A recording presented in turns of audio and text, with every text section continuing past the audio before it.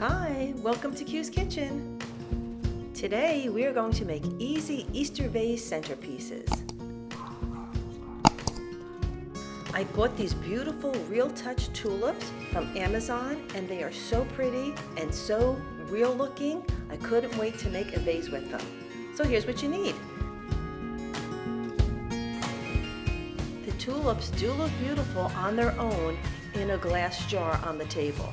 But today we're going to make a vase with some Easter eggs around them. So you need the small pastel mini eggs. They're just about 1.5 inches.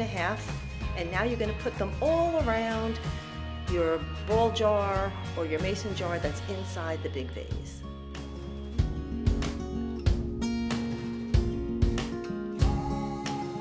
Did I say these tulips come 30 per pack? They're so real looking and so soft to the touch. All you have to do is put them in your little vase, and now you can fluff them around. They bend easily and they look so natural. And there you go, 1, 2, 3, an easy vase for your table.